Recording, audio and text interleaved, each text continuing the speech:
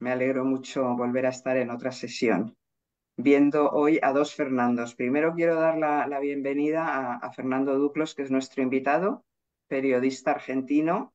Está contactándonos desde Buenos Aires. Tiene un extenso currículo, además de periodista como escritor, porque ha escrito varios libros, pero esto se lo voy a dejar a nuestro otro Fernando, que es Fernando Castiñeiras, que es nuestro coordinador de Viajemos Juntos.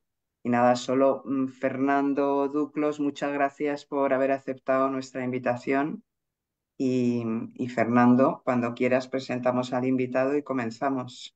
Pues muchas gracias, Olvido. Muchas gracias, como siempre, al Instituto Cervantes de Lisboa por apoyar este ciclo, que en esta cuarta edición, en su tercera cita, pues tenemos hoy con nosotros a Fernando Duclos. Como bien decía Olvido, si bien muchos aquí sí lo conocéis, seguramente también lo conocéis como periodistán.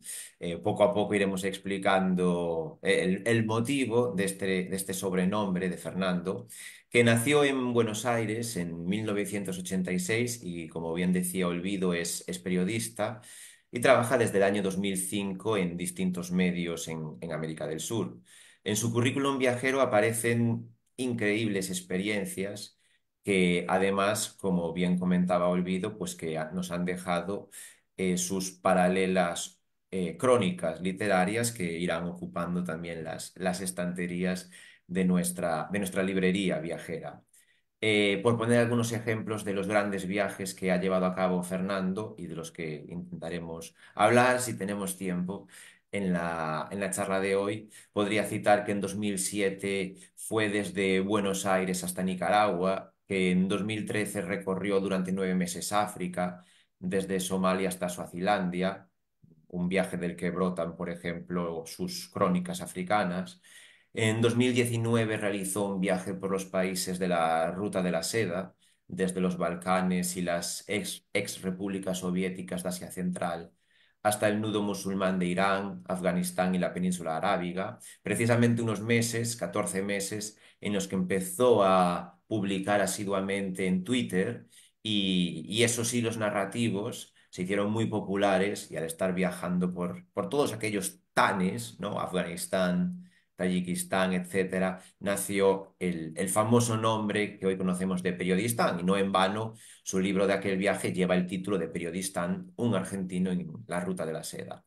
Por completar un poco este currículum viajero y literario, decir que Duclos en 2022 también se internó en la India, intentando desgranar su identidad, su geografía, su espiritualidad, y fueron 5 meses que dieron lugar al libro Un viaje a la India de carne y hueso. Bueno, estos son algunos de los temas de los que hablaremos. Como sabéis, dejaremos también que la naturalidad se haga dueña de la entrevista, que vosotros mismos, vosotras que estáis ahí, hagáis las preguntas e intervenciones que deseéis. Antes de nada, y lo más importante, muy buenas tardes o buenos días, que cuéntanos antes de nada, Fernando, ¿desde qué parte del mundo nos hablas?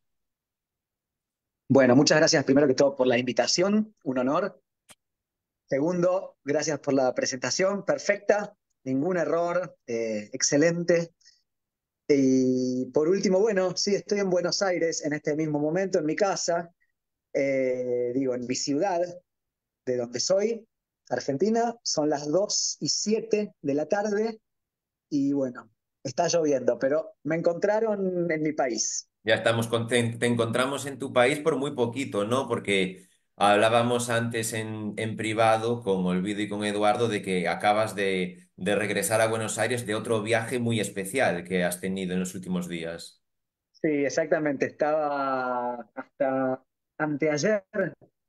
Estaba en los campamentos de refugiados del pueblo saharaui en Argelia, ¿no? En lo que es la República Árabe Saharaui Democrática en el exilio. Así que bueno, estaba conociendo esos lugares, presencié el FISAHARA, que es el festival de cine, que se hace ahí mismo, el único festival de cine en todo el planeta que se hace en un campamento de refugiados, lo que demuestra también que para el pueblo saharaui la cultura es también, y como debe ser, una forma muy importante de lucha, de resistencia y de conservación de la identidad, que es, creo que, la lucha más importante cuando uno está en el exilio. Así que, bueno, efectivamente llegué de este lugar muy conmovedor hace solamente 2 días, por eso tengo acá mi brazalete que me regalaron con la bandera del país.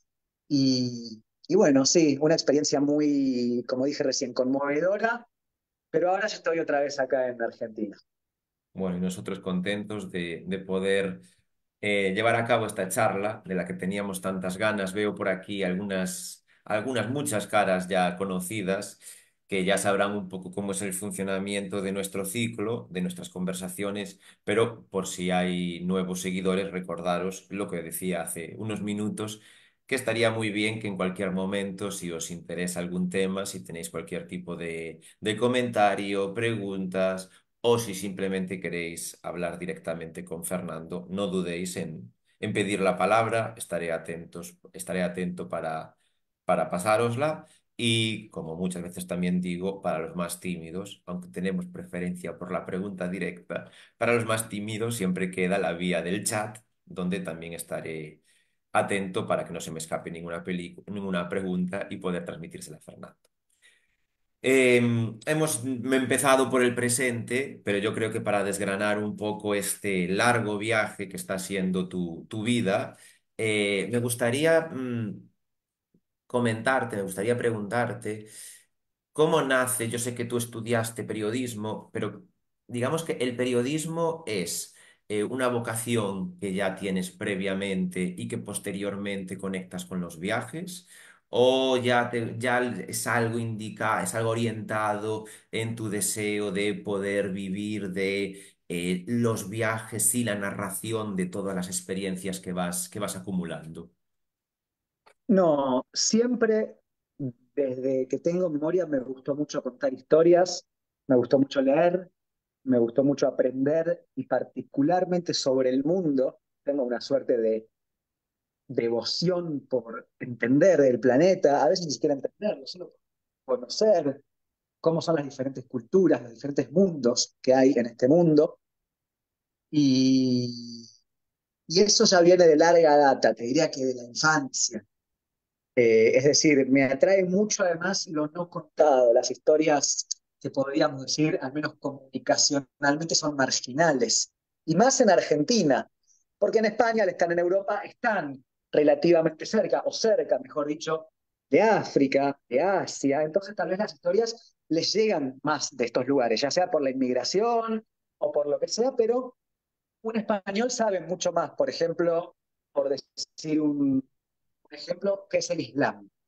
En cambio, en Argentina, por la ubicación del mundo en la que estamos, de muchos procesos que suceden a nivel global, nos quedamos afuera, entre comillas, simplemente por una cuestión geográfica. Estamos muy lejos. Entonces sabemos muy poco sobre lo que pasa en África, sobre lo que pasa en Medio Oriente, incluso te diría Europa del Este, Asia, ni que hablar Extremo Oriente, Oceanía. Es como que el argentino conoce América, un poco de Europa y ya está. Y a mí siempre me había atraído esta cosa de, che, ¿qué hay en los lugares de los que no sabemos nada? Me acuerdo, por ejemplo, en 1994, yo tenía 8 años y estar leyendo en los diarios argentinos de la época sobre el genocidio ruandés, Hutus y Tutsis. Y yo pensaba, wow, ¿cómo es que existen estas, estas personas? ¿Quiénes son los Hutus? ¿Quiénes son los Tutsis? ¿No? Y iban haciendo esa pasión por lo diferente, lo no claro, lo desconocido. Siempre yo digo que para un periodista, eh, hablando de cuestión de viajes y destinos a elegir, obviamente que si yo voy como argentino a España, a Francia, a Alemania, a Brasil, o en lugares más convencionales o más habituales entre nosotros, la voy a pasar muy bien, son países muy lindos, sin duda que me voy a sentir bien, pero para realmente encontrar una nueva historia, algo que nunca ha sido contado, por poco tengo que entrevistar a los presidentes realmente, porque ya sabemos casi todo de estos países, hay miles de periodistas contándonoslo, son parte de nuestra vida. En cambio, si yo voy a la frontera entre Tayikistán y Uzbekistán, en este mismo momento que yo te nombro esos dos países, a vos y también a mucha gente, se les habrá despertado la curiosidad de, ¿y dónde queda esto? ¿Y cómo es esa frontera? ¿Y qué idioma hablan? ¿Y cómo son los mercados? ¿Y cómo es la comida? ¿Y cómo es la gente? ¿Y cómo llegó hasta ahí? ¿Y cómo son las casas? Entonces, ahí no necesito hablar con el presidente para poder contar algo nuevo. Solamente por el hecho de estar ahí, ya tengo un sinfín de historias nuevas por contar. Periodísticamente, este es un terreno mucho más fértil que si voy a un lugar más conocido, entre comillas. Entonces, bueno, siempre tuve esta atracción por contar historias y más por contar historias no contadas, de lugares diferentes. Y bueno, eso con el tiempo se fue mezclando con esta necesidad de saber, de aprender, de caminar, de ver. Estudié periodismo, efectivamente. Al principio estudié periodismo deportivo, pero eso en un momento se fue por las ramas hacia otros lados. Y bueno, se conjugó estas ganas y esta sed de conocimiento con la posibilidad de poder efectivamente hacer viajes, que no es algo fácil tampoco. Y también tengo un cierto espíritu aventurero. No me molesta en absoluto ir en un lugar, ni estar en lugares que tal vez otras personas no se animarían a ir o que considerarían peligrosos o antihigiénicos o incómodos o lo que sea. Me gusta mucho contactar con la gente, hablar, conocer sus historias, que me abran la cabeza a mí también. Así que bueno, un poco se fue configurando todo hasta que se transformó en lo que es hoy, ¿no? Qué mal, desde hace 5 años, cuando empezó Periodistán, que tengo la posibilidad de vivir viajando y contando historias, lo cual era mi sueño tal vez desde los 18 años. ¿Qué te gustaría hacer? Uy, poder Mm. viajar y contar a la gente y que eso me rinda de alguna forma económicamente. Esa es la parte que todavía falta más, la de la economía. Pero bueno, lo cierto es que hace 5 años que estoy con esto, no me puedo quejar tampoco. Eh, Así que básicamente te diría que ya hay un interés por el mundo previo a estudiar periodismo y demás, Ujú. que después obviamente todo se juntó y todo se fundió y todo me fue llevando a lo que soy y no sé a dónde me llevará en el futuro tampoco, porque puede haber muchas sorpresas, la verdad. Yo de repente ahora, hace un año que empecé a hacer teatro, tengo como un propio unipersonal en el que le cuento a la gente sobre el hinduismo, sobre Afganistán, sobre el Islam, sobre Somalia, sobre Ruanda. Y nunca jamás en mi vida me podía haber imaginado que iba a estar en un teatro hablando con 100 personas viéndome y riéndose de mis historias. Pero bueno, sucedió. Así que esa es otra característica, ¿no? Siempre estoy muy abierto respecto a lo que el futuro puede ofrecerme. Es un poco la misma característica que tengo cuando viajo. Me dejo llevar por, por lo que sucede y por las oportunidades que aparecen de repente, inesperadas. Así que bueno, de eso se trata un poco en síntesis, la esencia, podría decir, de lo que hago. Pensaba ahora, mientras hablabas, en el hecho de estar cómodo en el viaje, de sentirte en tu hábitat, en esas situaciones, que normalmente, bueno, claro, te tiene que gustar, tienes que tener ese carácter como dices, tú tienes, pero normalmente cuando se empieza una vez que el viaje ha empezado y ya estás en él, nos solemos acostumbrar. Solemos ver que las cosas son más fáciles, sobre todo de cómo nos lo cuentan los demás, cómo lo visualiza la sociedad. Pero claro, antes de tener esa experiencia es cuando quizás da un poco más de miedo. Yo no sé si tú te tuviste que enfrentar a esos miedos iniciales de realmente dejar un lugar, una zona de confort. Para aventurarte a hacer un viaje muy largo, que como decía antes, según mis datos, el primero largo sería este viaje desde Buenos Aires hasta Nicaragua. Y me gustaría preguntarte si eso fue así, ¿cómo fue la preparación de ese primer viaje? ¿Cómo es la sensación de, bueno, voy a dejar mis cosas aquí en mi casa durante unos meses o años y me voy a, en este caso, descubrir Sudamérica, América Latina? Bueno, la verdad que pasó hace tanto tiempo, tantas vidas, Que la pasaron sensación ya tantas se cosas quedó. desde aquel momento hasta hoy que ya mucho no me acuerdo lo que sentía en ese momento. Pero a ver, lo cierto es que nunca tuve miedo de dejar la zona de confort ni de arrancar la aventura. Al contrario, siempre hubo algo que me llamó. Yo incluso he tenido muy buenos trabajos en Argentina que los dejé de un día para el otro porque no me llenaban en el sentido de que sentía que estaba quedado o apático o quieto. Y al día para el otro me fui a recorrer algún lugar. Entonces, sin duda que la preparación habrá sido casi, lo pensé y lo hice, sin mucho más preámbulo. Obvio que a medida que uno más viaja, va aprendiendo más formas de viajar. Hoy no prepararía la maleta de la misma forma que la preparé aquella vez, que me di cuenta que cometí muchos errores. Y además lo que pasa también es que uno va envejeciendo, guste o no, es así.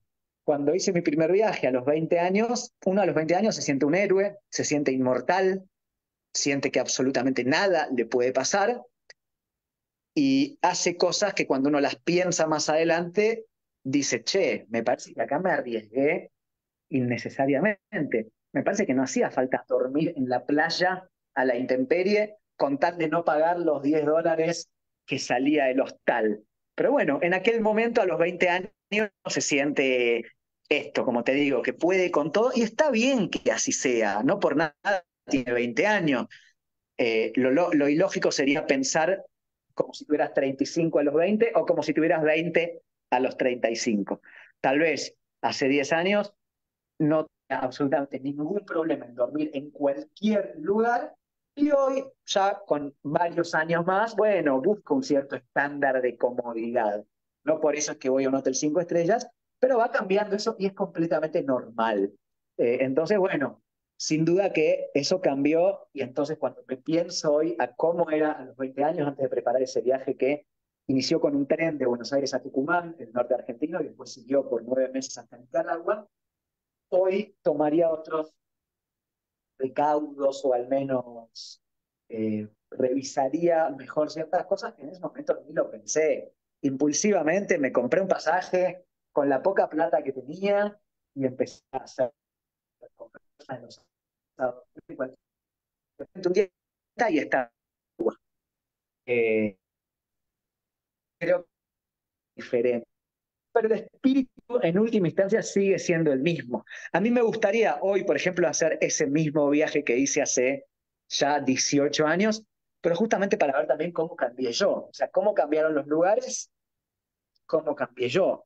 Es decir, qué es lo que yo vi o lo que no vi en 2006, 2007, que de repente ahora sí veo, ya sea porque el lugar cambió o porque yo cambié, en qué cosas no me fijaba antes que ahora sí me fijo. Bueno, la mirada también cambia, ¿no? Es casi una media vida más lo que pasó desde aquel momento. Hace poco me pasó que fui con mi novia a Bolivia y la última vez que yo había ido a Bolivia había sido en 2005 y me encontré con un país completamente diferente. Parecía otro país realmente. Y eso probablemente tenía que ver con que, sin duda, el país cambió, pero también con que yo lo veía de otra forma o me fijaba en cosas que antes no podía observar. Así que bueno, no sé si te puedo decir mucho de cómo fue la preparación de aquel primer viaje, pero sí fue impulsivo y cómo hace uno las cosas cuando tiene 20 años, lo cual está muy bien que sea así.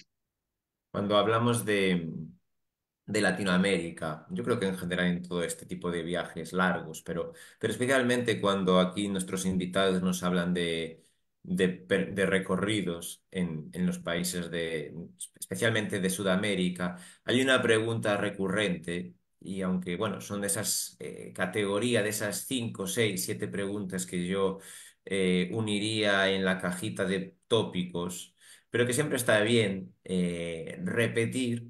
Bien, porque si no lo hago yo, van a acabar cayendo en el chat. Y también porque está bien saber la experiencia de cada uno. Me refiero en este caso al tema peligrosidad. Yo creo que es algo bueno, que a todo el mundo es lo primero que se le viene a la cabeza cuando se habla de realizar un recorrido de varios meses a través de fronteras que en algunos casos, bueno, pues a la mente más desconocedora de los viajes le suenan realmente peligrosas. ¿Tú cómo has lidiado con todas estas cuestiones eh, bueno, con lo que te estoy comentando, peligrosidad, criminalidad, problemas que has podido tener durante viajes, empezando por el tema Latinoamérica? Nunca tuve ningún problema. Yo creo que América Latina es un continente seguro. Eh, no creo que pasen mayores cosas de lo que puede pasar en cualquier otro lugar del mundo, excepto algunas excepciones, desde ya, igual que la redundancia, pero yo no creo, por ejemplo, que Buenos Aires de noche sea más peligrosa que París de noche, Mm. no tengo ninguna duda que no lo es. Obviamente que uno va, tampoco tienta al diablo, ¿no? No hago en Caracas, en Bogotá o en la Ciudad de México lo que no haría en mi país, algo tan simple como eso. No voy a ir a un lugar que me dicen que tal vez es peligroso o que puede pasar algo a las 11 de la noche o caminando, tal vez ir en taxi, pero cuestiones básicas de cuidado que uno toma, de recaudos que uno toma en cualquier lugar y nada más. Después no tuve absolutamente ningún problema. Si hay algún lugar peligroso, probablemente sea, como todo el mundo, las grandes ciudades. Después en los pueblos y en el interior, la gente es muy buena, vive con otra lógica, tiempos, todos se conocen, suele ser gente muy hospitalaria, el latinoamericano es gente muy buena, muy trabajadora, muy sufrida también, gente que a veces no tiene nada, pero que si tiene un plato de arroz para comer en todo el día, te va a llegar y te va a dar medio plato a vos, aunque sea eso lo único que tiene. En ese sentido, Latinoamérica es un continente hermoso y de gente hospitalaria y de corazón enorme, con problemas, por supuesto que tiene problemas, porque bueno, no estamos hablando de un continente de los más ricos o de un continente en donde el reparto de dinero es equitativo. Entonces, por supuesto, hay gente muy rica, gente muy pobre, y en esa situación se pueden dar situaciones desagradables, pero no es más que tomar los recaudos básicos que uno tomaría en absolutamente cualquier viaje, no hay ningún problema con eso. Y después, obviamente, yo tengo la conciencia muy clara de que soy hombre, eh, soy tengo una cara más o menos dentro de los estándares, eh, soy blanco, si lo querés llamar así, tengo muchos privilegios en ese sentido y bueno, los reconozco, soy muy consciente de eso. Lamentablemente, yo no te puedo contar mi experiencia como viajero siendo mujer o teniendo una piel más oscura. Eh, es que, gente, bueno, sabemos que son desventajas, pero no para viajar, sino a la hora de habitar en este mundo. Lamentablemente es así. Eh, yo jamás le avisé a un amigo mío a la hora de subirme a un taxi a la noche y la mayoría de mis amigas, ya sea en Argentina, en España o en donde sea, probablemente sí, en algún momento de su vida les avisó porque les dio miedo estar sola con un conductor en un auto en una calle oscura. Yo no tengo la experiencia de hacer eso, no la tengo porque el mundo es injusto y porque algunas personas son más favorecidas que otras simplemente por nacimiento. Así como hay gente que nació en familia de mucho dinero y pueden pensar en viajar desde que nacen, y otras personas que por más que sean todos los aventureros que puedan ser, en su vida van a poder siquiera sacar el pasaporte. Eso es una injusticia, entre comillas, ¿no? Pero bueno, es una injusticia de la cual yo soy consciente. Es decir, yo sé que tengo privilegios, también privilegios económicos. No soy rico y mucho menos, pero nunca me faltó nada tampoco. Y siempre pude pensar al menos en la posibilidad de viajar. Y pude pensar en renunciar a un trabajo para viajar porque sabía que a la vuelta probablemente iba a conseguir otro. Eso no es para cualquiera. Hay gente que una vez que agarra un trabajo lo tiene que cuidar como si fuese oro, porque bueno, es lo que tiene para comer.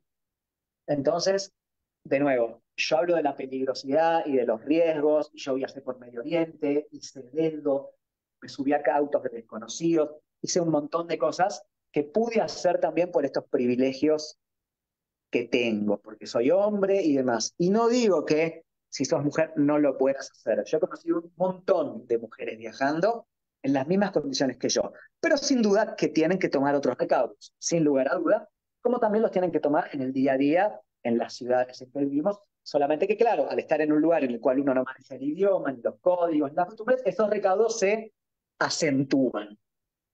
Pero bueno, no, a ver, mi experiencia al hablar de la peligrosidad, la experiencia de nuevo de un hombre que viajó por diferentes lugares, que tiene muchas ventajas, que es consciente de sus ventajas, que lamentablemente no puede hablar en nombre de otros, porque bueno, la experiencia que yo viví es la mía, eh, pero después, más allá de eso, no. Diría que América Latina es un continente de nuevo, problemas como cualquier lugar, pero con los básicos, los recaudos mínimos básicos y normales que uno tiene, que uno toma, todo está dado para pasarla muy bien y para disfrutar mucho y para llenarse de la gente linda que vive acá, ¿no? Supongo que al haber hecho muchos viajes, no sé, tal vez me equivoco, pero se me ocurre pensar que tal vez intentas escapar un poco pensando en un viaje por Latinoamérica, de esos lugares donde todo el mundo suele ir, ¿no? Hago un recorrido de sur a norte, de norte a sur, de esto, y caigo siempre en la lista de 5, 6, 7, 8 lugares míticos que parece que no tienen nada alrededor en el mapa y que hay que ir de ahí a ahí. No sé si en tu modo de viajar intentas un poco escaparte de estas, digamos, capitales de la gentrificación o capitales de, le llamo yo a veces capitales de la foto Instagram, con la intención de profundizar un poco más en los países y en los lugares en donde viajas. Sin duda que sí, pero también que no. Es decir, es cierto que hay lugares que son muy turísticos y uno llega y sabe que van a estar llenos de gente y todo está a precio turista y bueno, todo esto que ya sabemos, pero al mismo tiempo también si uno va a Perú, por decir un ejemplo, quiere ir al Machu Picchu, la verdad es esa. Si uno va a India, quiere conocer el Taj Mahal. Eh, entonces, bueno, tampoco es que les escapo. Digo, yo fui a India varias veces y todas fui al Taj Mahal y me encanta. Y sí, obviamente que es un lugar mucho más turístico que el resto, pero es el Taj Mahal. Voy a dejar de ir simplemente para poder decir, ay, no, yo no me mezclo con los turistas. No, si yo al cabo también soy uno de ellos. Eh, Trato de mezclar un poco. Obviamente, me gusta ir a los lugares más lindos, más hermosos en el sentido del paisaje, de las edificaciones, de lo turístico, pero también voy a otros que no va nadie. Trato de mezclar. Y muchas veces son justamente en esos otros lugares que no va nadie en donde suceden las mejores anécdotas, las mejores historias. Uno llega más, se conecta con una familia, conoce gente, se hace amigos, eh, etcétera. Y además tiene el plus de estar solo. Y eso lo hace un poco más, entre comillas, auténtico o verdadero, aunque en realidad no tiene nada de falso el hecho de que el Taj Mahal sea turístico. Es otra dimensión de lo auténtico, tan simple como eso. En algunos lugares hay más turistas y en otros menos. No por eso uno es más India y otro menos India. Ujú. Son diferentes, nada más. Eh, Esto es como ir a España y ir a Madrid y decir, no, pero no conocí la verdad de España porque no fui a los pueblitos. No, bueno, pero Madrid también lo es. Y en todo caso, si está lleno de extranjeros, es una dimensión de lo que es la España hoy actual. Así que a ver, obviamente trato de que mi viaje sea más que las postales, eso desde ya, pero tampoco las evito. A veces lo que hice en su momento, en el viaje largo, más largo que hice de periodista, en el que duró 14 meses por Medio Oriente, era que me ponía dos puntos a los que sí o sí quería ir. Por ejemplo, un ejemplo, estaba en Teherán, en Irán, la capital, y decía, bueno, sí o sí quiero llegar hasta Persépolis. Y supongamos que de Teherán hasta Persépolis hay, no estoy seguro, pero vamos a inventar, pongamos 1000 kilómetros. Bueno, me entregaba un poco al destino, lo que sucediese entre esos 1000 kilómetros de uno y el otro, si me tocaba hacer dedo y parar en la casa de alguien y quedarme un días en ese lugar, si alguien me daba una muy buena recomendación de una ciudad para conocer que quedaba cerca, me dejaba llevar. Pero yo sabía que desde Teherán en algún momento iba a llegar a Persépolis, ¿se entiende? Entonces, bueno, por un lado tenía una cierta planificación y por el otro, nada, me entregaba a lo que el destino, vamos a llamarlo así, dictase. Entonces, bueno, era como que mezclaba un poco ambos mundos. Ahora que hablabas de hacer dedo, de hacer autostop, claro, supongo que también es un método que por lo que vamos escuchando aquí en todas las charlas, las entrevistas, es muy productivo para poder conocer lo profundo del lugar, tanto geográfica como socialmente. Pero al mismo tiempo también hemos oído en muchas entrevistas que hay que tener un mínimo de conocimientos, de truquitos que son necesarios para triunfar en el ser levantado por alguien haciendo autostop, en triunfar y poder realizar un viaje acompañado de alguien haciendo dedo. Cuéntanos un poco, Fernando, cuáles son tus trucos cuando haces autostop. Bueno, yo he hecho mucho autostop más joven, ahora no hago tanto, por la misma razón que te dije cuando empezamos la charla. Hay cosas que hacía más de joven que ahora fui creciendo y digo, bueno, no, la verdad es que prefiero pagar un poquito en micro en India o en Bangladesh y ya está, y voy tranquilo. También eso tiene que ver a veces con la soledad. Cuando uno hace autostop, sí o sí tiene que después ir hablando con la persona que me levantó y charlando. Y hay días que uno dice, no, hoy no tengo ganas, la verdad quiero estar callado, solo, tranquilo, sentado. Y más en estos países en donde uno está todo el tiempo con gente. Pero bueno, Ujú. sí, la verdad es que hice mucho, mucho autostop a lo largo de mi vida. En Medio Oriente hice muchísimo, en Sudamérica también, en Europa. Es algo que a mí me encanta, la verdad, me encanta.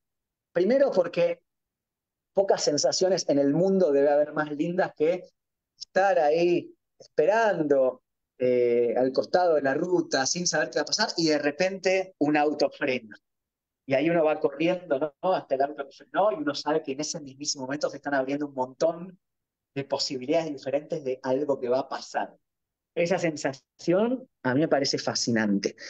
Por otro lado, como vos decís, uno conoce gente local, a veces he terminado alojado en las casas, la gente que me llegó, me hice amigos, me invitaron a comer, conocí familia, bueno, un montón de mundos y de posibilidades se me abrieron gracias al autostop. Obviamente con recaudos, como dije antes, tengo la ventaja de ser hombre. De nuevo, no quiere decir que las mujeres no pueden ser, sin duda que pueden, conocí un montón, pero bueno, toman otros recaudos.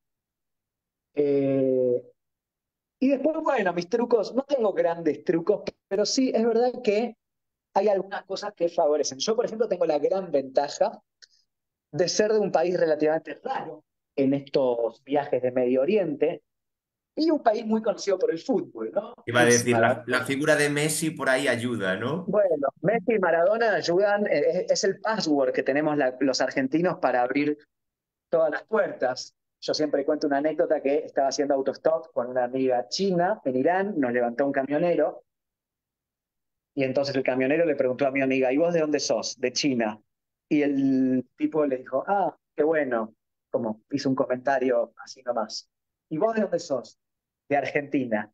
Y en ese mismísimo momento, Argentina, no lo puedo creer, el país de Messi, el país de Maradona, saquemos una foto juntos, mirá, le voy a contar a mis amigos, ¿no? Toda una fiesta me hizo.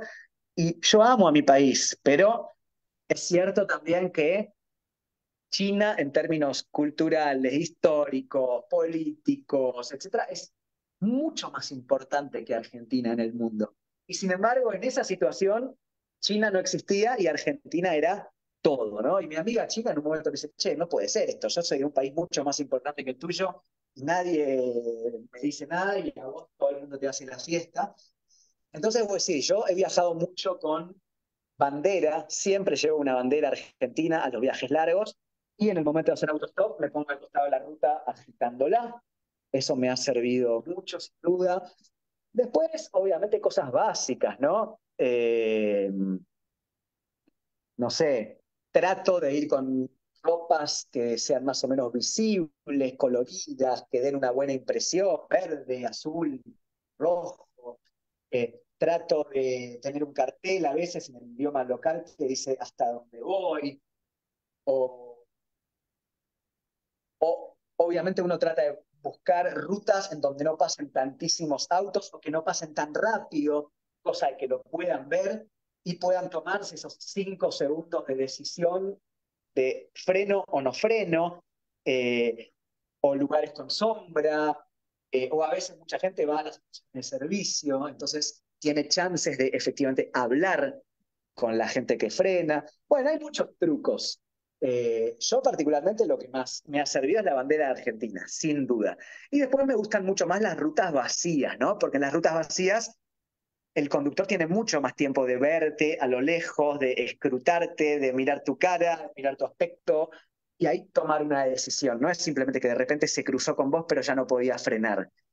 Entonces, Ujú. bueno, bandera argentina, rutas vacías y no mucho más. Y la verdad es que me ha funcionado muy bien, particularmente en Medio Oriente. En Medio Oriente no debo haber esperado nunca más de 10 minutos. O sea, la gente es muy hospitalaria y ve ahí, a veces incluso ni siquiera saben qué está pasando porque no tienen la costumbre del autostop, pero ven a alguien raro ahí al costado de la ruta y frenan para preguntarte qué necesitas y te terminan llevando. Dice por aquí un chico, un amigo del ciclo, Pablo Rosas. Te leo lo que está escrito en el chat. A los uruguayos ser vecinos de Argentina nos sirve para que nos ubiquen, porque decís uruguayo por ahí nadie sabe qué país es. Así que mira, ya no solo ser argentino vale para los argentinos, sino también para los vecinos. Bueno, muy bien, me alegro que sí sea. Aprovecho esta intervención de Pablo, a quien le doy las gracias, para recordaros que en cualquier momento podéis dejar vuestra preguntita por ahí. No hagáis lo de otras veces que empiezan a aparecer todas en los últimos 15 minutos y después no tenemos tiempo para responderlas.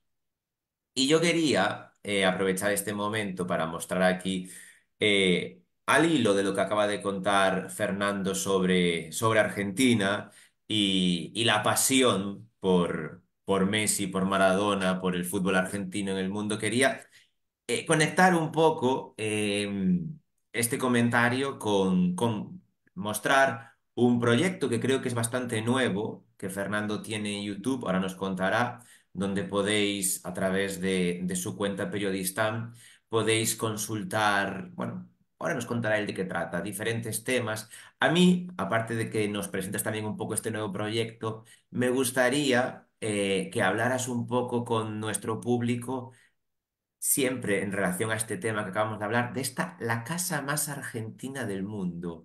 Vi este vídeo hace pocos días y me quedé muy impresionado. ¿Qué es esto? Una locura. Cuéntanos después quien quiera que vaya aquí, pero ahora cuéntanos tú qué es la casa más argentina del mundo y dónde está. Bueno, por una larga historia que tiene que ver principalmente con la colonización inglesa en algunos territorios del mundo y con cómo en el Mundial de 1986 Argentina venció a Inglaterra con 2 goles de Maradona, muy recordados. A partir de eso, mucha gente en todo el mundo que no guardaba los mejores recuerdos de los británicos y de la colonización, se enamoró de Argentina, de su fútbol y de Maradona justamente al momento de ver cómo este hombre vencía a los ingleses de esta forma. Ujú, El amor y la devoción fue particularmente muy fuerte en India, o mejor dicho, en el sur de India y en Calcuta, es decir, en la parte del Golfo de Bengala, y también en Bangladesh, al punto de que en el último mundial que ganó Argentina vimos festejos multitudinarios de cientos de miles de personas en Dhaka, por ejemplo, la capital bangladesí. Bueno, entre tanto fanatismo que sigue hasta hoy, porque además una vez que Maradona se retiró del fútbol, apareció Messi, es decir, hubo una continuación con los mismos colores, unos fanáticos de Calcuta, una familia, directamente se hizo su casa toda de la temática selección argentina. Y es impresionante realmente. Es una casa en Ichapur, que es un suburbio de Calcuta, es lejos en Calcuta, India, ¿no? Uno se tiene que tomar un tren de como 1 hora desde el centro hasta llegar hasta ahí, después un tuk-tuk, se le llama, estos triciclos motorizados, hasta que finalmente llegué a esta casa que es básicamente un museo argentino en el medio de un suburbio bengalí, y bueno, uno entra y todo está pintado de celeste y blanco, los platos son celestes y blancos, el ventilador celeste y blanco, hay fotos de Maradona y de Messi por absolutamente todos lados, las hornallas del horno, los acolchados de la cama, las paredes. Bueno, ahí estamos viendo las imágenes, ¿no? Estoy tomando el tuk-tuk para llegar hasta que finalmente llego a la casa. Fíjense, yo estaba muy flaco después de mucho tiempo recorriendo India y bueno, esa es la casa que estamos viendo en el medio de un barrio bajo, de Calcuta. Y bueno, básicamente son esto, personas muy fanáticas que decidieron hacer su casa. Ese es el puesto de té que ellos tienen, fotos por todos lados. Es impresionante realmente entrar y ver que a 16.000 kilómetros de distancia de tu país hay gente que puede amar tanto a Argentina de una forma que incluso ni los propios argentinos lo hacemos. Ahí estamos viendo el interior de la casa, ¿no? Todas las paredes pintadas de celeste y blanco, cuadros de Messi por todos lados. Bueno, todo es argentino en esta casa de Ichapur, en Calcuta. Y bueno, sí, obviamente que hice un video, lo mostré como una rareza, como una cosa muy diferente a lo que no se suele ver. Entrevisté a los dueños de la casa, es una familia de un padre que se volvió fanático de Argentina por Maradona y que después le transmitió a su hija la pasión. Fue muy fácil transmitirle esa pasión porque apareció Messi. Pero bueno, conté esta historia que imagínate, para nosotros argentinos es una cosa que nos llena el corazón, ¿no? Ver que a tantos kilómetros de distancia, de una forma desinteresada, sin esperar nada a cambio, gente nos quiere tanto, ¿no? Así que bueno, la historia básicamente es esa. Y háblanos también un poco del proyecto, ya de la parte, digamos, profesional, periodística, donde se ha publicado este vídeo, porque me equivoco al decir que es relativamente nuevo este tema de publicar relatos tuyos en YouTube. Sí, sí, lo abrí hace unos 2 meses Ujú. aproximadamente.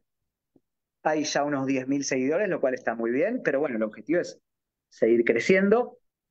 Tratamos de hacer un contenido que mezcle viajes con entrevistas de política internacional, es decir, por un lado podés ver la casa más argentina de India, pero por el otro lado podemos hablar 1 hora y media con un especialista sobre Israel y Palestina, que mezcle un poco de aventura, pero también saber, conocimiento, periodismo, que es un poco el espíritu que yo tengo.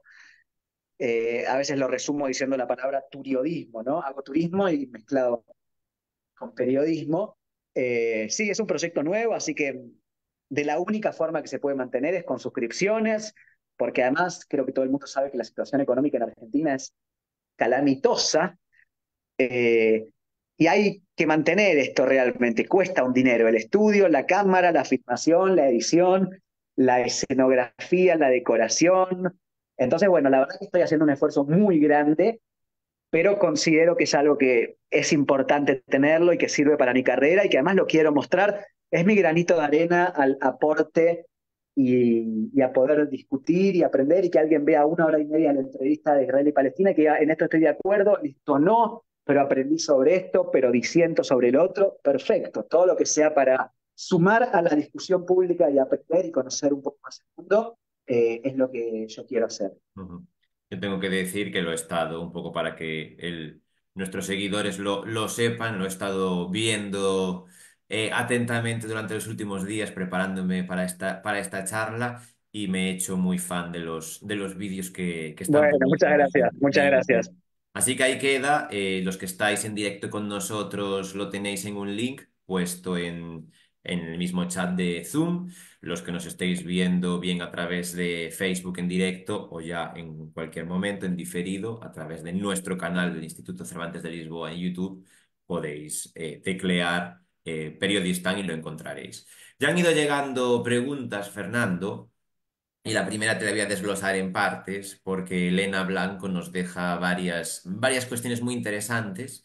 Y la primera es un poco sobre tu rutina viajera. ¿Cuántos meses al año dedicas a viajar y si nunca te cansas de viajar? Te pregunta. Sí que me canso mucho, extraño mi país y no tengo esa rutina porque lamentablemente no tengo los recursos ni los medios. No es que yo ahora mañana digo, bueno, arranco mi nuevo viaje, 6 meses por el sudeste asiático. No, el último gran viaje que hice en mi vida fue en 2022 en India, eh, y lo pude hacer justamente porque había escrito un libro sobre la ruta de la seda. Ese libro había vendido muy bien y entonces la editorial me propuso pagarme un nuevo viaje a India para después escribir un nuevo libro. Entonces, ese fue el último viaje grande que pude hacer y fue pago, en sentido, sponsoreado, oficiado. Y después en 2023 hice varios viajes, pero todos que fueron surgiendo a partir de invitaciones. como a partir de mi Twitter y de mis libros y el teatro, yo me convertí un poco en Argentina como la persona que habla de Asia y África, que es algo que no suele aparecer en nuestros medios. Entonces, un día me invitó el gobierno de Corea del Sur para que vaya y conozca su país y cuente cómo es. Wow. Me salió una invitación para ir 2 veces a Bangladesh, primero para cubrir algo de la República Argentina y después con un proyecto de la ONU. Eh, Empecé a hacer viajes guiados también, es decir, gente que leyó mi libro sobre India, por ejemplo, y que le gustó mucho cómo yo conté ese país y que quería ir a la India conmigo. Entonces, bueno, surgió esta posibilidad de ir como guía de grupos a India, prontamente voy a ir a Irán, ahora dentro de poco voy a Pakistán y Afganistán también. Entonces, no tengo una rutina en el sentido de que no tengo los recursos para decir, bueno, en marzo voy a hacer esto, en junio voy a hacer lo otro, y después voy a irme 3 meses a tal lugar, sino que un poco van apareciendo. La verdad es esa. Llegué a un punto en el que de repente recibo bastantes invitaciones. A veces pueden pasar muchos meses en que no recibo nada, y estoy en Buenos Aires y está todo bien. Bien, porque como dije antes, me canso y me gusta el país. No es que soy un nómade, y menos que menos a esta edad, tal vez cuando era más chico, un poco sí, ahora ya no. Eh, pero bueno, básicamente la rutina hoy se trata de estar dispuesto a ver lo que me ofrecen. Tal vez en el futuro pueda llegar a hacer otro viaje largo. China es algo que siempre ahí está en el horizonte, un país que no conozco, pero no lo estoy pensando por ahora, más que como una idea o un sueño. No hay más que eso. Eh, Así que bueno, mi rutina viajera por ahora es inexistente, te diría, y casi que se va dando día a día. Recién decíamos al inicio de la charla que llegué del Sáhara Occidental hace 2 días y ese viaje me lo ofrecieron 15 días atrás. Bueno, dale, Ujú. sí, organizémoslo rápido, pude ir, me invitaron. Eh, entonces, bueno, se trata un poco de eso por ahora, hasta tanto, ojalá, Dios quiera, aparezca algún sponsor grande, un programa de televisión o lo que sea, y me diga, bueno, quiero que hagamos esto y viajes por tal lugar y tal lugar, listo, perfecto, pero por ahora eso no pasa. Ujú. O sea, bueno, otro tema que comentaba Elena, pero creo que está medianamente respondido. No sé si puedes o si quieres aportar algo más, es sobre el tema de vivir del periodismo. Ella pregunta, ¿se puede vivir del periodismo de viajes? Entiendo que tu respuesta es, se puede luchando, ¿no?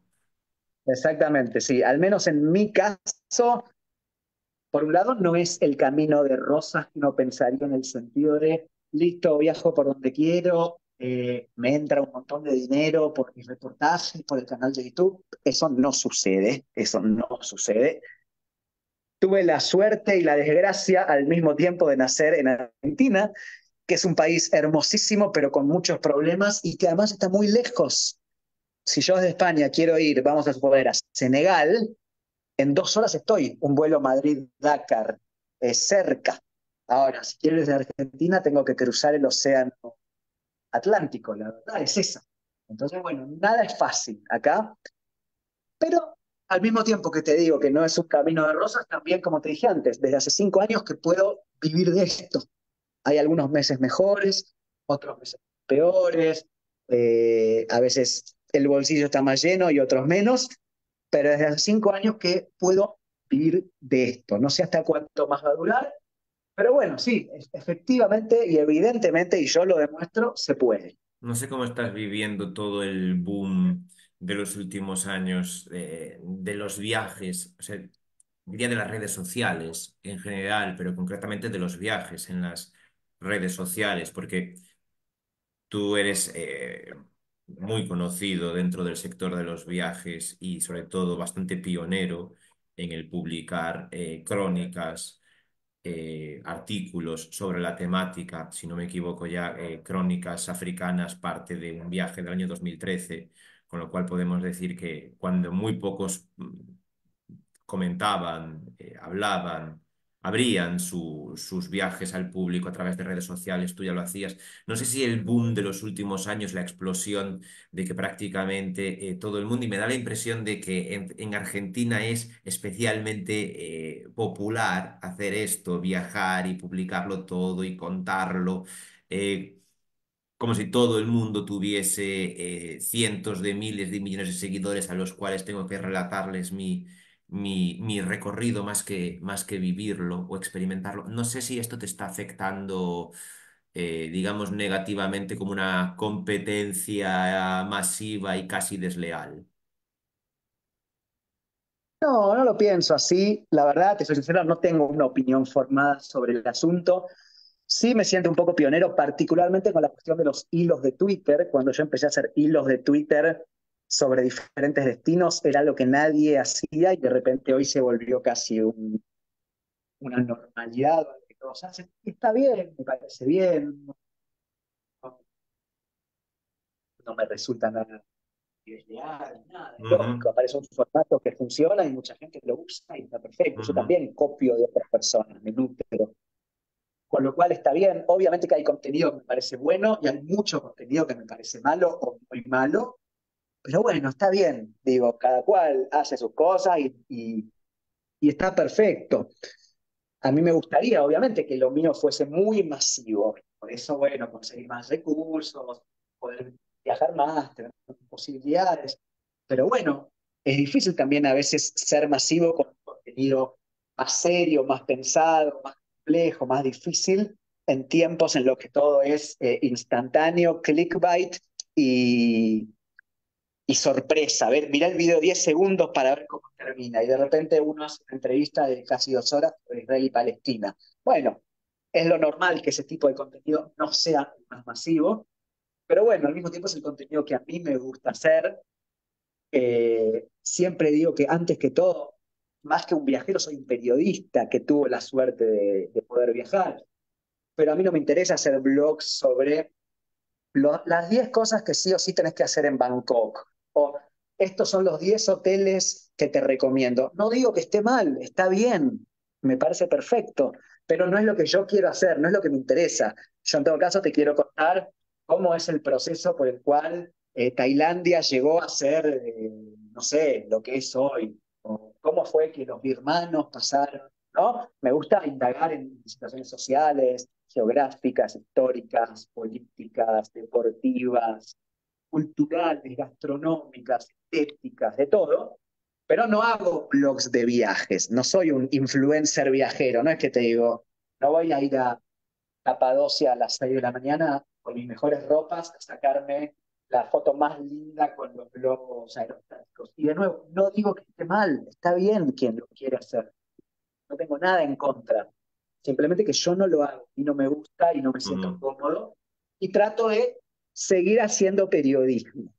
Eh, pero bueno, así como tampoco me gusta, por ejemplo, hablar de mí. No considero que hablar de mí sea interesante para la gente, excepto cuando el hablar de mí o de algo que me pasó sirve para entender la cultura o las costumbres o la forma de vivir de determinado lugar. Bueno, en ese caso suma, porque al cabo no dejo de ser yo quien estoy ahí y a la gente también le gusta saber que hay alguien que te está contando una crónica desde Afganistán en Afganistán. Bueno, eso tiene un plus, sin lugar a duda. Pero no es tampoco que trato de hacer un periodismo del bueno, a mí me pasó esto, a mí me pasó lo otro, yo fui a tal lugar, fui a tal otro, mírenme, aquí estoy con mi foto. Trato dentro de lo que se puede y en una sociedad que cada vez nos pide más yo, de contar otras cosas, caminar en esa delgada línea entre, por un lado, yo estoy acá, por otro lado, yo no soy lo importante. Eh, Ujú. pero bueno, uno va viendo, ¿no? También. Creo que Olvido quería, no sé si hacer una Sí, pregunta, algún comentario. Olvido. sí, bueno, muchas gracias por cómo va la charla, que es muy interesante todo lo que estamos tratando. Yo tenía dos cosas. Por una parte, me ha llamado la atención que hayas hablado de Ruanda y la Guerra de los Lagos, que yo la seguí mucho, y tú que eras muy joven, pues me alegro que la hayas seguido porque es muy interesante. Me he acordado de un libro que ha escrito un periodista que es amigo mío, pero bueno, es un excelente periodista que se llama Alfonso Armada, que cubrió la Guerra de los Lagos para el periódico El País y al mismo tiempo de mandar las crónicas, escribió un libro que si a ti te interesa el tema te lo quiero recomendar. No sé si será fácil o no encontrarlo. Se llama Cuadernos Africanos. Alfonso Bien, Armada es un periodista que ha sido hasta hace muy poco el presidente de Periodismo Sin Fronteras en España. Es un hombre muy interesante porque además de periodista es también autor teatral. Entonces, simplemente quería recomendarte el nombre y el libro para que lo tengas en cuenta. Y luego quería preguntarte, cuando has hablado de tu vertiente, digamos, teatral, has hablado de espiritualidad, creo recordar, y entonces quería que comentaras un poco eh, cómo ha sido tu encuentro con India, porque si se habla de India hay que hablar de espiritualidad, porque es el país probablemente por excelencia. Quería que nos hablaras un poco de este tema para pasar ya a otra dimensión. Bueno, a ver, yo tuve una experiencia muy interesante en India particularmente, en el sentido de que cuando empecé a preparar mi viaje para ir a India, fui a muchas librerías en Argentina a preguntar qué tenían de India justamente para comprar libros y ahí leer y aprender y prepararme.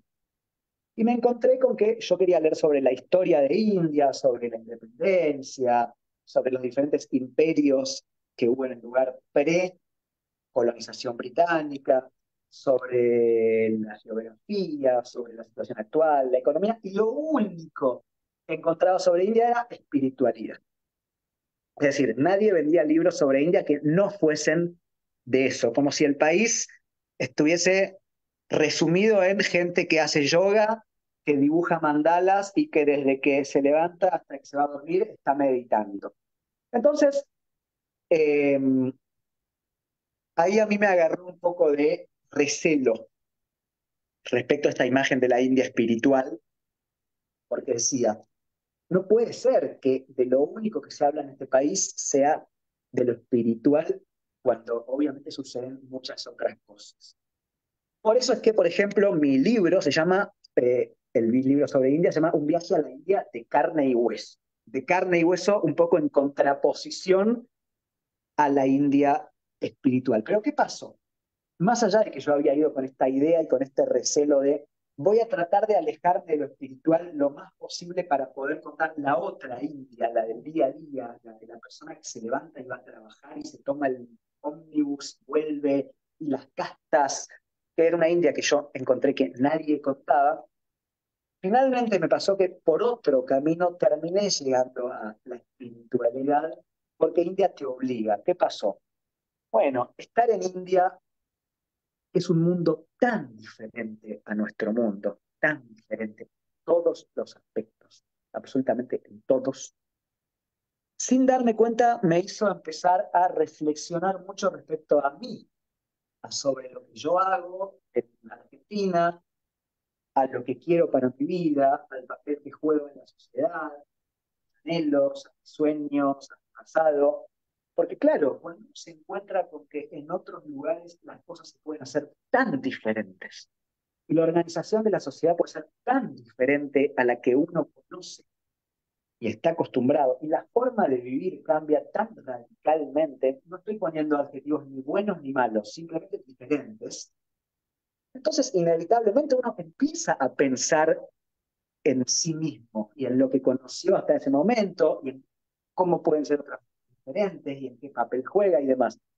Y entonces un día me encontré sin darme cuenta y sin haber llegado por el camino del yoga, de la meditación, de los ashram, de los dioses, del hinduismo y demás, me encontré muy habitualmente pensando en mí y en quién yo soy, básicamente. ¿Qué es básicamente lo que uno hace cuando inicia un camino espiritual, podemos llamarlo así? Solamente que yo llegué por otro lugar. Podemos decir que llegué por el lado de lo material. Y llegué por el lado de que, claro, India es tan diferente, como te decía recién, a todo lo que conocemos, que obligatoriamente te hace pensar. Es algo tan simple como eso. Así que bueno, ese fue un poco mi camino. No soy una persona que particularmente se sienta atraído por la espiritualidad india, pero sí la respeto muchísimo, como respeto a todas las religiones y a todas las creencias. Eh, Pero bueno, sin duda, a ver, es un país en el cual está omnipresente. ¿Eso quiere decir que es lo único que hay, como a mí me había pasado de ver en las librerías argentinas. No, por supuesto que no. Hay un montón de otras cosas más. La gente no depende en su vida de lo que hagan Ganesha, Krishna, Shiva o Vishnu. Hay un montón de otras cosas más, condiciones materiales de existencia. Pero sin lugar a dudas que es probablemente el país o la región del mundo en el cual la espiritualidad se vive de una forma más eh, activa, vital, enérgica, ¿no? Así que bueno, tan enérgica que es como que yo incluso terminé llegando a ella sin quererlo, hasta casi que negándome, y sin embargo en un momento me vi arrastrado por la corriente de la India, ¿no? Pues yo creo que eso es una muy buena contestación porque llegaste a ello por el camino menos trillado, porque es cierto Exactamente, que es un estereotipo ya, pero bueno, sin lugar a yo he dudas, estado en la India y es cierto que se respira algo en la India, sin en lugar a todo, dudas, que está sin presente, lugar así a que dudas. bueno, pues muy bien, me parece muy buena respuesta, muchas gracias. Bueno, gracias. Y mira a ver si encuentras el libro de Alfonso Armada porque merece Lo voy la a pena. buscar, lo voy a buscar. Dejo Vale, aquí, gracias. gracias, Olvido. Dejo por un lado, siempre para los que estéis en directo con nosotros de premio, el enlace al libro que ha recomendado Olvido, Cuadernos Africanos, y más abajo, esa última publicación, en el chat está también está la imagen del libro de Fernando Duclos, que estábamos hablando ahora, Un viaje a la India de carne y hueso. Luego hablaremos un poco más con él sobre cómo conseguir sus libros y demás, pero aprovecho que el tiempo vuela y ya que gracias a esta pregunta de olvido hemos ido a la India, vamos a tratar también un poco sobre vamos a hablar sobre el viaje que yo creo que para la mayor parte de los seguidores de Fernando lo hizo conocido, que fue ese viaje por la ruta de la seda. Y lo voy a tratar a través de una pregunta que ya hemos recibido hace un buen ratito de Lorena, y te la leo, Fernando. Dice lo siguiente. Imagino que la ruta de la seda habrá sido una de las experiencias más enriquecedoras. Hablamos de un concepto muy amplio en lo cultural y en lo geográfico, imposible de abordar de manera completa en un viaje. Aquí viene la pregunta. ¿Qué preferencias tenías a la hora de diseñar la trayectoria en este caso? ¿Qué queda hoy que identifique de manera auténtica todo lo que dio nombre a esta histórica ruta comercial que conectó civilizaciones? Bueno, a ver, ¿qué preferencias tenía a la hora de organizar la ruta? No tengo una respuesta exacta. A veces son preferencias históricas en el sentido de sí o sí quiero conocer Samarcanda, por decirlo de alguna forma. No puedo no pasar por este lugar. Otras veces son preferencias turísticas. Me dijeron que en tal lugar hay un paisaje.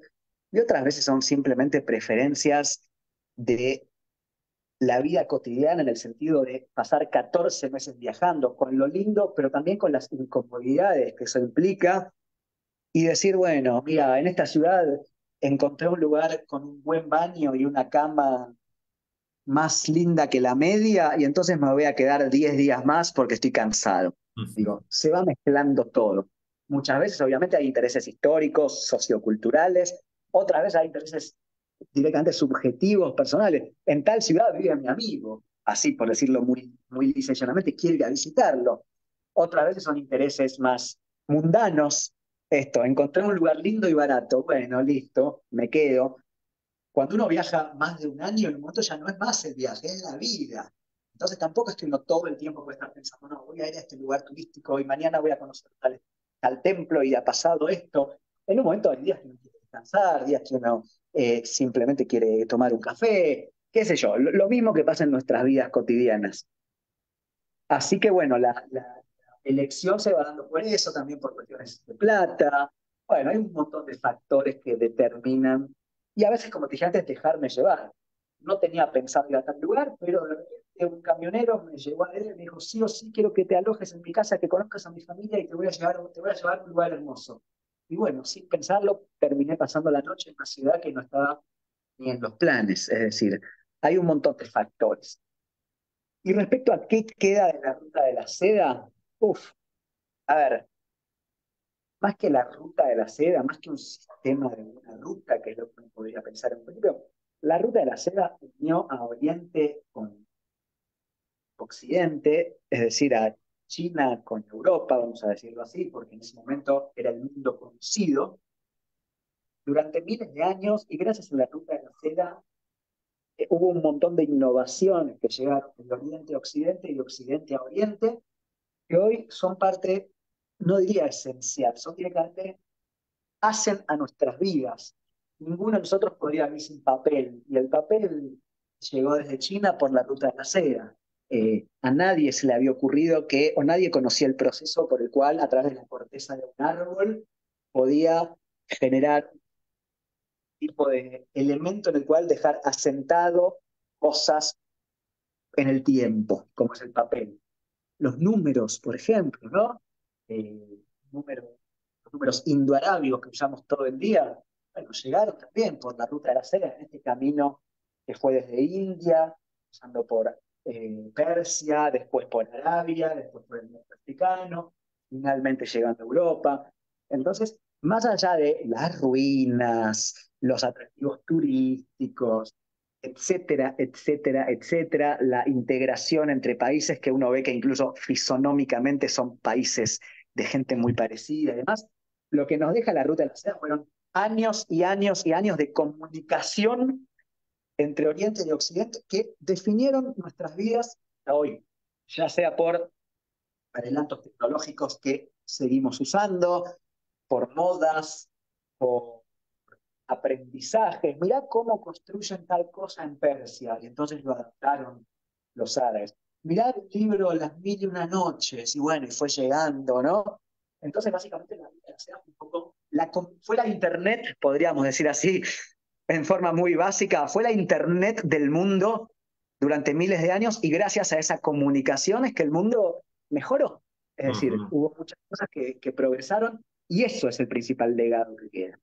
Además que un poco como el camino o los caminos de Santiago no es uno, ¿no? Sino que tiene Exacto, toda una ramificaciones. red, exactamente, es Con eso lo cual mismo, también es, entiendo que seguirla depende un poco de qué bifurcación, qué red, qué parte de la ruta esté no es una siguiendo. ruta de la seda que esté señalizada, Ya, claro, sí. digamos, solamente con ir hacia China, uno ya está haciendo la ruta de la seda, es así. Ujú, ujú. En este punto quería dar paso a un viejo amigo del ciclo, porque lo recuerdo yo aquí en nuestra primera cita hace 4 años con otro argentino, curiosamente, con Juan Pablo Villarino. Y desde entonces lo hemos ido viendo aquí entre el público en varias ocasiones a lo largo de estas 4 ediciones y 4 años. Y es precisamente Fernando quien antes nos hablaba de Uruguay. Muy buenas tardes o buenos días, no sé dónde estás, o buenas noches, querido Gracias, Pablo querido Pablo Roches. Robles. ¿Cómo va, Fernando? ¿Todo bien? Bueno, yo cuando me conecto al ciclo es porque estoy en casa, así que bueno, estoy en casa. Pero bueno, por suerte, eso, conexión intermitente porque también las anteriores he estado de viaje y bueno, por suerte. Pero bueno, ahora en casa y cuando estoy acá aprovechando la tranquilidad y la buena conexión. Y bueno, y que también se da el ciclo, poder por lo menos escuchar un ratito. Y nada, yo pasaba por acá también para Fernando, que, o sea, no nos conocemos personalmente, pero nos seguimos en las redes, cada tanto a veces charlamos un poco. A mí me da un poco de gracia también porque Fernando, si bien ha acumulado mucha popularidad, también ha acumulado muchos haters y le escriben y es muy gracioso como él resuelve eso con los haters. Y bueno, y en parte de eso, ¿no? También valorar esa, que pese a tener muchos seguidores y cada vez más exposición, que igualmente mantiene sus ideas en sus redes sociales y eso para mí es de un respeto tremendo. Y bueno, yo en realidad recordaba un parte de cuando hablabas un poco de la trayectoria de Fernando y todo, yo me acordaba en realidad de un canal de televisión que surgió en Argentina en un momento un poco complicado, creo que era el momento del cambio de gobierno que asumía Macri y que se daba toda una cuestión bastante de censura, de desmantelación de lo que es el canal público de Argentina, que tenía un montón de contenido muy bueno en la época en el gobierno previo a Macri, cuando estaba Cristina, y prácticamente lo desmantelaron, y bueno, y ahí se había surgido un canal en el que estaba Fernando, que Fernando tenía un espacio de viajes ahí que estaba muy interesante. Así que bueno, yo lo relaciono también con el canal de YouTube que está haciendo ahora, digamos, a los años después. Y nada, me acordaba de eso también, que es parte de la trayectoria, ¿no? Empezar un canal de televisión como periodista no debe ser poca cosa. Así que bueno, un poco para saludar al ciclo y saludar también a Fernando. Y bueno, espero estar en la próxima también. Te veo también Bueno, Pablo, un bastante. saludo. Fue mi única experiencia televisiva hasta el día de la fecha en el sentido de conducir un programa, lo cual fue muy raro. En enero yo estaba preparándome una carpa para alojarme y hospedarme ahí en un lago en Kirguistán, y en junio tenía dos maquilladoras preparándome la cara antes de salir a conducir mi propio programa de tele. Fue como, ¿cómo pasó esto en apenas unos pocos meses? Pero bueno, sucedió y concuerdo que el canal eh, era muy lindo, el programa, creo yo, era muy lindo también, que nos dábamos el lujo de, en un mundo en el cual todo el tiempo estamos corridos con el tiempo, charlábamos una hora sobre temas en particular. Hoy vamos a hacer un programa sobre Afganistán, hoy vamos a hacer un programa sobre Escandinavia. Y hablábamos de turismo, pero también de política, de historia, de geografía. Creo que era un programa lindo. Y un poco sí, con el canal de YouTube intento recuperar ese espíritu, sin dudas. Pues muchísimas gracias, Pablo. Un placer siempre verte por aquí y eres siempre bienvenido. Ya sabes que esta es tu casa. Y bueno, que nos quedan 15 minutitos. Aprovecho esta mini pausa, este corte para invitaros una vez más a utilizar el chat o pedir la palabra si es que deseáis hacer una última, que ya va a ser una ultimita pregunta a Fernando. Queda también en el chat una referencia a la obra Un argentino en la ruta de la seda, de la cual estábamos hablando hace unos minutos. A mí me gustaría también hablar de otro viaje que también tiene conexión con otro libro, Crónicas Africanas. En algún punto, Fernando, en algún libro, en algún artículo, he leído que viajar por, hablábamos al principio, por conectar con el inicio, viajar por América Latina es para viajeros iniciales y que África es ya un máster en el mundo de los viajes. ¿Estarías de acuerdo con eso? Eh, no, hoy no estaría de acuerdo, pero porque también creo que hablar de América Latina en general y África en general Ya. deja muchos matices en el costado. Dentro de América Latina no es lo mismo viajar por Guyana, por ejemplo, donde yo estuve ahora hace poquito, que viajar por Argentina. No es lo mismo viajar por Nicaragua, El Salvador y Guatemala que viajar por Chile. Obviamente que hay una cierta similaridad, podríamos decir, y que sí, es un continente que para mí es relativamente accesible en el sentido de, y más si hablas español, ¿no? Sin duda, tenés la gran ventaja de que todos hablan la misma lengua.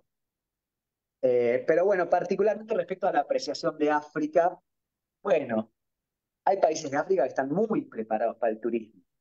El Magreb, bueno, Marruecos, Egipto, Sudáfrica, y después, bueno, todo lo que son parques nacionales, safaris, ¿no?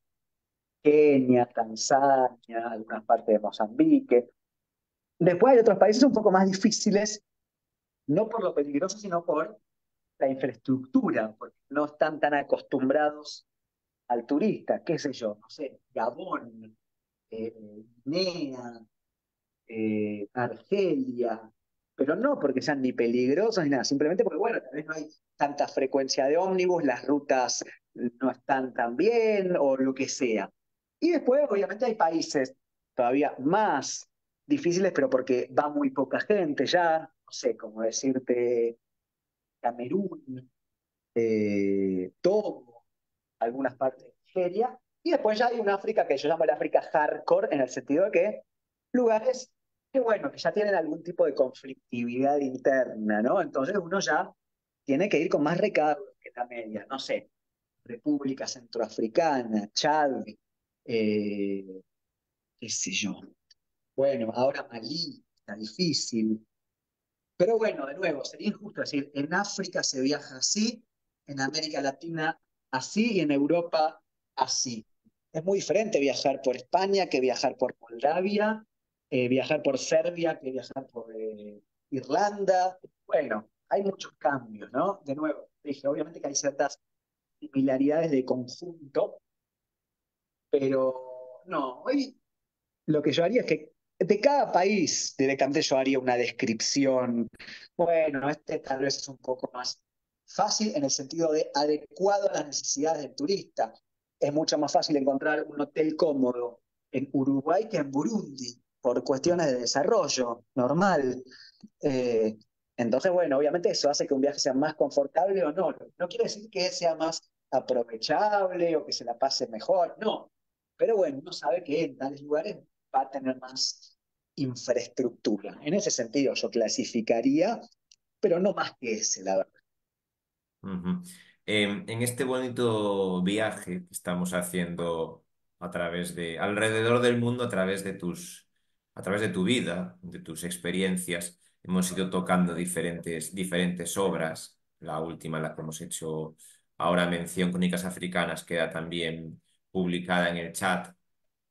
Me gustaría preguntarte dos cosas que están relacionadas.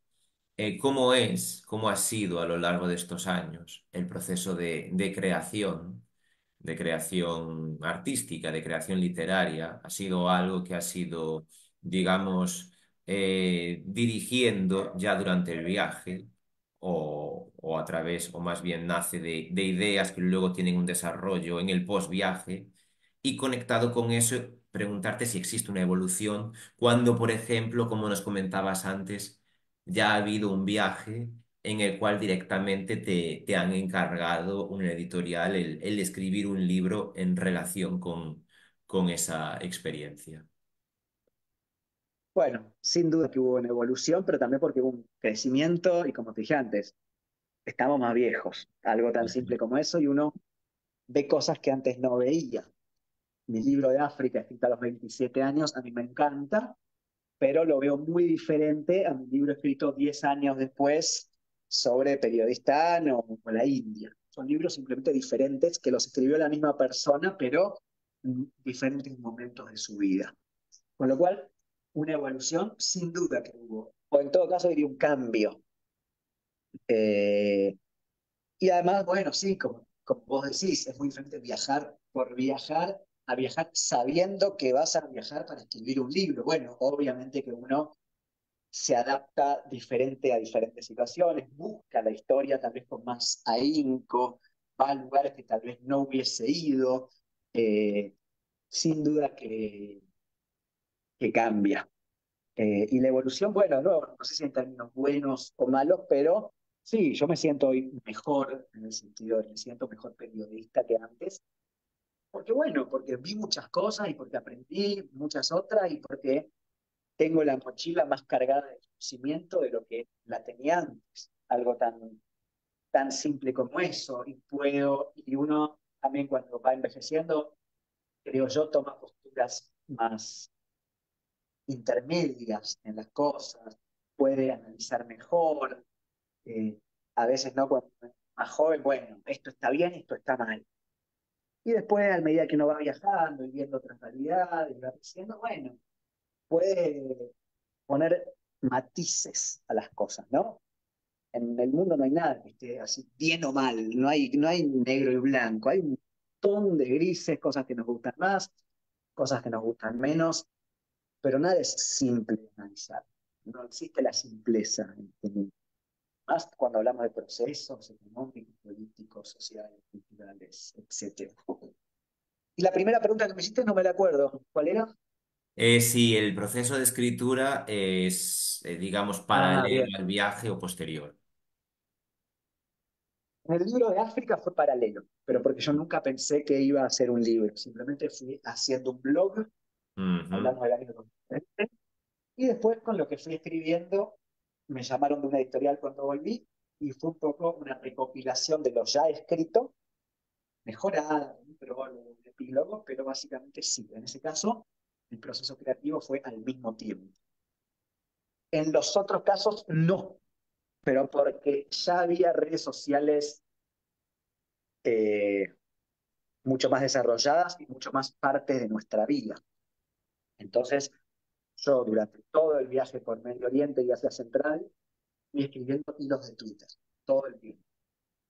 Y tuvieron mucho éxito y los leyó mucha gente y eso me convirtió más o menos en alguien masivo, podríamos decir, en Argentina.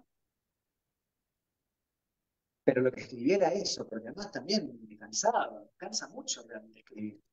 Ujú, Y después me contrataron para hacer un libro y me di cuenta que los hilos de Twitter que yo había escrito no servían. Una cosa es ujú, Twitter, otra cosa es un libro. Es como querer convertir una canción en un video. Bueno, no, son dos cosas diferentes. Tenés que empezar desde cero.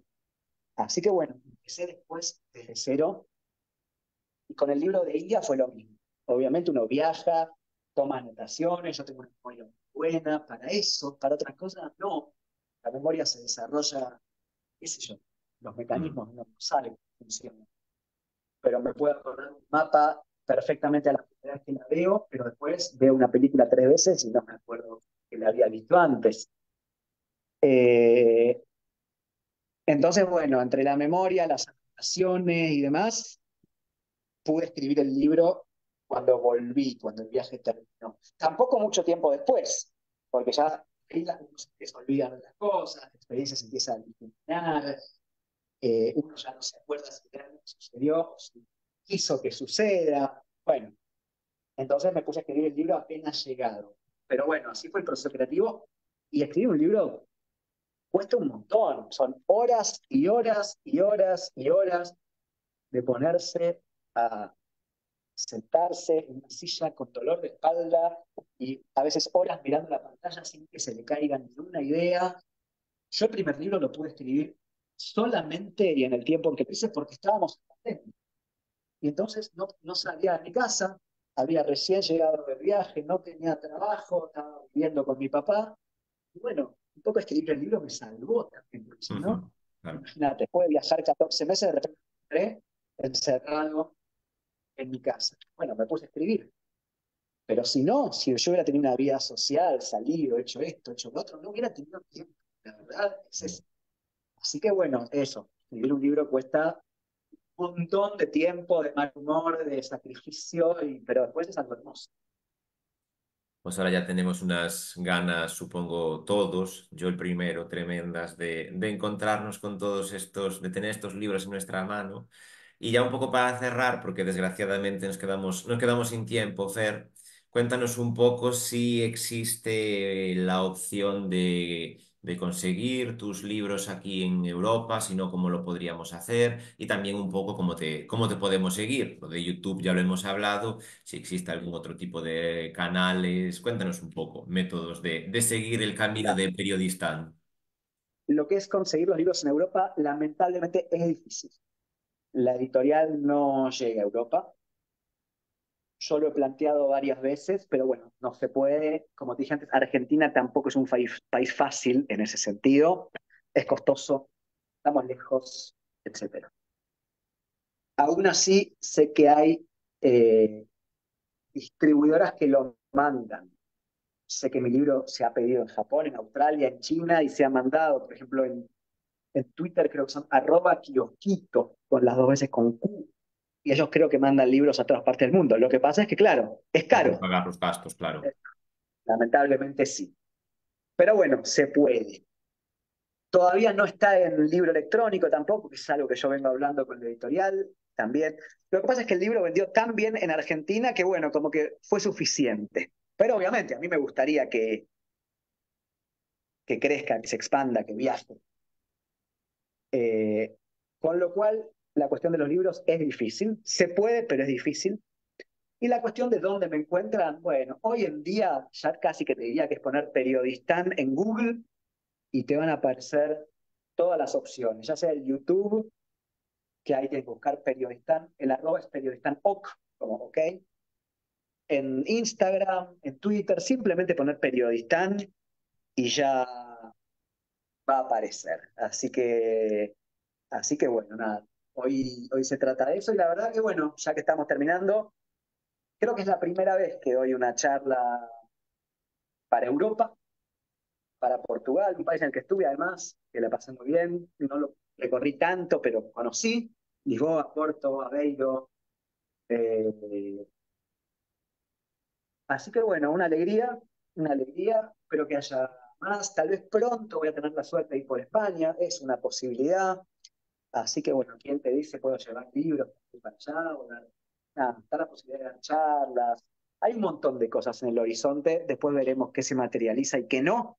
Pero bueno, en principio hoy es eso. En Google, Periodistán, y ahí estaré. Pues eso estaría muy bien y un honor que sea uno de los primeros o el primer lugar donde das una charla en Europa y concretamente en Portugal. Muchísimas gracias, ha sido un placer, tenía muchas ganas de esta conversación que desgraciadamente, pues como era de esperar, se ha hecho corta.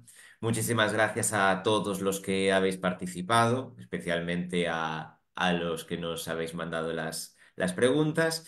Y yo le doy ya la palabra a Olvido Salazar para despedirnos, para hasta la próxima cita. Pues nada, solo unas palabras para agradecer mucho a Fernando que haya compartido esta hora y media con nosotros. Te seguiremos en tu canal YouTube, así que estaremos en contacto. Muchas gracias también a ti, Fernando, por tus preguntas. Has llevado muy bien el coloquio con Fernando y, como siempre, ya estamos habituados en nuestros ciclos mensuales y agradecerles a todos los que están ahí al otro lado de la pantalla que nos acompañen una vez más. Fernando, habíamos estado hablando que quedan todavía, antes de que termine el año, algunos encuentros. Si quieres citar las personas que tenemos ya seguras, aunque todavía hay algunas que están por confirmar, pero Ujú. ¿cuáles Pues son, Fernando? Pues estaremos hablando de viajes y de producción audiovisual con Raúl García y con Alba Prol, que son dos jóvenes cineastas que han recorrido miles de kilómetros por las grandes rutas a pie del mundo, como el Pacific Crest Trail, el PCT en los Estados Unidos, el Camino Inca, también rutas en Japón, naturalmente el Camino de Santiago, y lo han rodado todo, han hecho documentales con eso, estaremos hablando con ellos sobre el tema. También con Mario Diego Peralta Val, un escritor y viajero argentino, y como dice Olvido, alguna sorpresita más puede caer por ahí. Así que de momento no damos fechas, sino que os emplazamos a nuestras redes sociales para que estéis Eso. atentos y tal vez nos veamos próximamente. Pues muchas gracias a todos. Fernando, te deseamos muchos viajes, muchos libros y nada, un beso a todos. Gracias por vuestra asistencia. Muchas Bueno, un gran gracias. abrazo para todos. Muchas gracias. Gracias. Gracias, Fer. Gracias a todos. Buenos viajes.